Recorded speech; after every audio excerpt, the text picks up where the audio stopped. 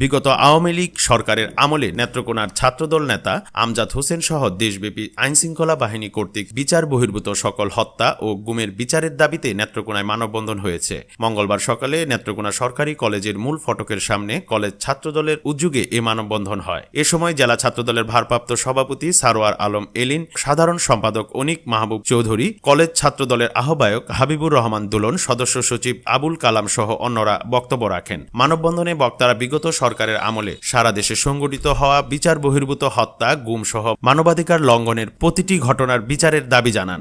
আমি বলতে চাই, এই দেশে প্রথম গুমের শিকার হয়েছিল সিরাজ সিকদার, যেটা হয়েছিল এটা শেখ মুজিবুর রহমানের হাত ধরে।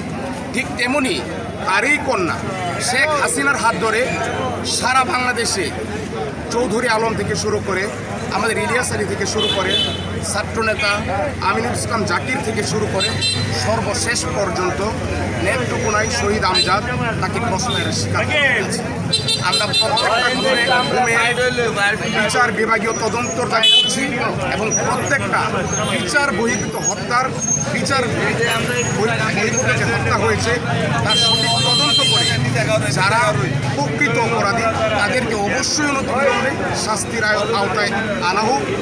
আগামীতে যেন আর এই মানববন্ধন করতে না হয় গুমের কারণে, আর বিগত সরকার যারা আসবে তারা যেন আর গুম না করে, গুমের শিকার কেউ যত না হয়, সাধারণ মানুষ যত নির্বিঘ্নে দেশে চলাফেরা করতে পারে সেই কামনা করে আজকে আমাদের মানববন্ধন করা হয়েছে।